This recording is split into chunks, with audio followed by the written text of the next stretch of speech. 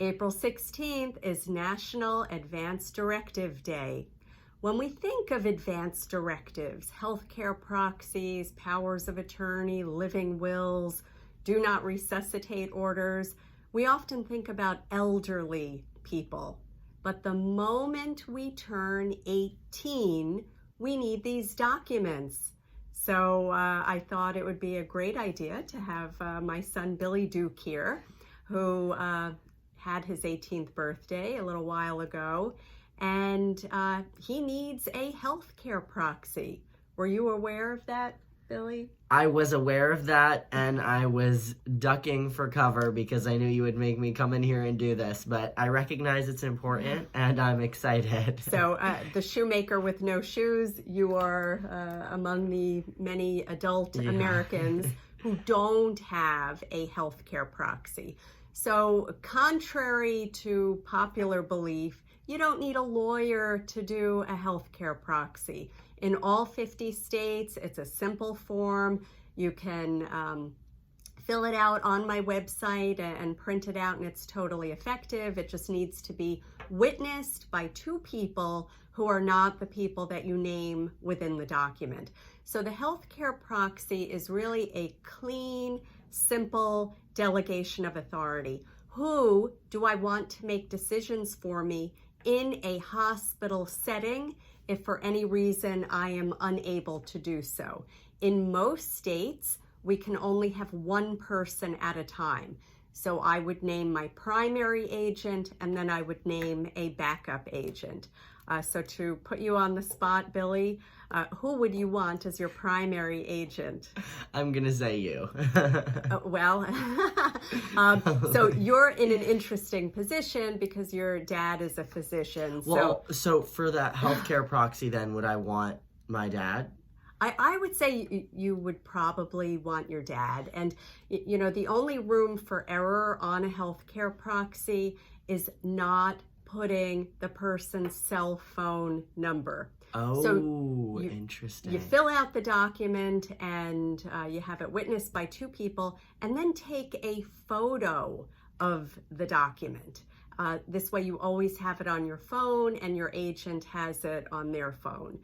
Because you are in California and we are in New York, super good idea to have that number on there. Definitely. I didn't even think about that.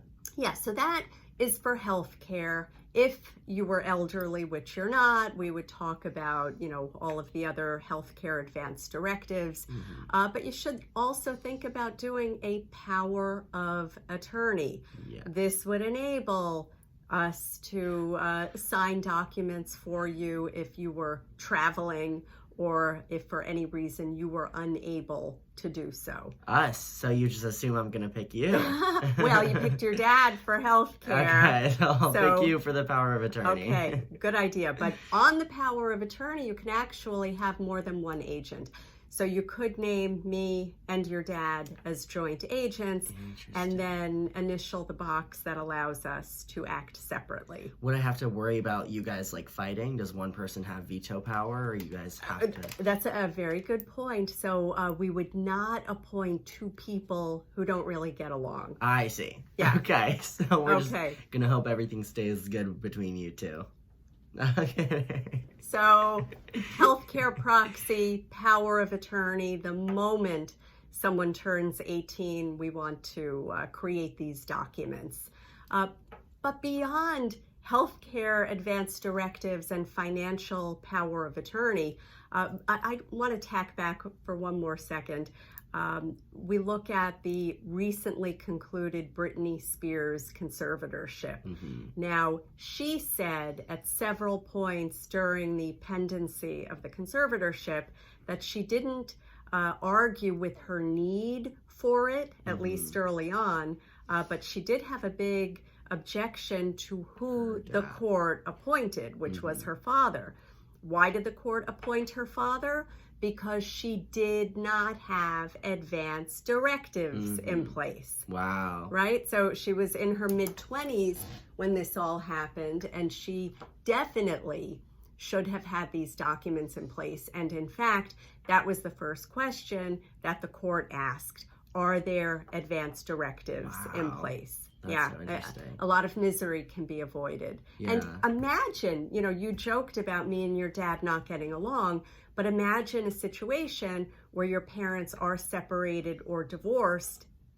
Now, if we needed to make a decision on your behalf and you didn't have something in place, now we're really fighting it out, and you could be suffering. Yeah, and I think young people think they don't need to do these types of documents, but the Brittany case is such a good example. She was so young, you would never think that she would need to worry about advance directives or legal planning or healthcare proxies or anything, but absolutely did. Once we become technically an adult, we have a legal life. Now, my question for you grew up hearing all of these legal issues talked about, but do you think that I would need to redo my will because you are now an adult? What do you think? I wouldn't think so, just because I assume that you have everything planned out well, but I don't know. No, you're right. So we don't have to redo the will because you have a guardian in the current will. You don't need the guardian anymore. So the language in the will says if either of our children are under the age of 18, we legally appoint blank. as your guardian. So that would just be a provision that's moot. Okay, got it. So I have another question for you. At what age do you think you would be prepared to handle receiving money through an inheritance? I personally forget to check the mail right now, so I don't think I'd be able to come into any type of money. I don't know. That's such a good question. I feel like in my 30s, I'd want to, be done with college, be financially secure myself before I take any of that. I don't know. What is a good age in your opinion? Well, a lot of people, in my opinion, make the mistake of giving people money at the age of 18. Right? Oh, yeah, no, that's I think too that's young. a huge mistake. The overwhelming majority of 18-year-olds are either in college or they're about to go into college, and receiving an inheritance from a parent or a grandparent would result in a dollar-for-dollar reduction in any college financial aid that the child would otherwise be eligible for. Interesting. Number one. Number two, we have a 43% chance of divorce. Imagine a young dopey marriage that doesn't work out, and you would lose half of the assets that you were inheriting. So my recommendation... Wait, can I guess what your recommendation? Yeah. I feel like I hear the age 35 a lot. Is that correct? Yeah, partially correct, but you wouldn't have to totally wait till 35. Okay. So you get 1/3 at age 25. Okay. You get half of what's left at age 30, and the full distribution at age 35. Okay, yes. But prior to those ages, you can still benefit from assets, but it would be through the discretion of the named trustee. Interesting. Yeah, so your trust could actually own a condo or a house for you to live in. Got it. But it's technically not in your name, so it's not subject to legal liabilities. So it's in the trustee's name? No, it's in the trust's name. Okay. So the trustee is a human being, an individual. Who you appoint. That's right. Okay. And then we have the trust itself, which you can think of it like a little mini corporation. Yes. Right? It's its own entity.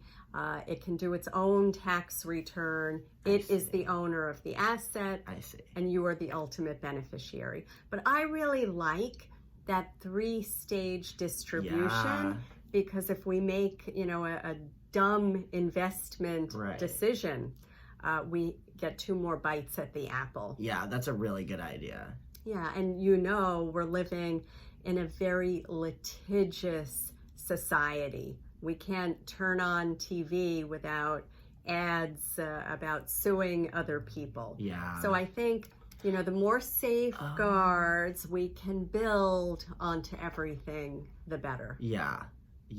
So because we're living in a society where like everybody's suing everybody, if I get sued at 25, so I've come into a third of the money, can I only be sued for that third? Exactly. Okay, Yeah, got it. that would be the limit of your liability. Got it. So, it's really ironic that my profession is helping people to protect their assets and themselves from liability, because my grandmother, you know what she used to do? She used to sue people.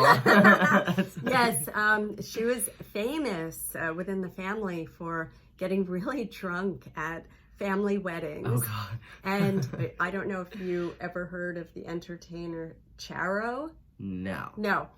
So Charo would do something called the hoochie coochie dance. Ooh. And after several drinks, my grandmother would get out on the dance floor and do the hoochie coochie dance until she fell. And then she would sue the catering venue. So she would fall because of the substances she put in herself, but then she'd sue the other people. She did. That's so funny.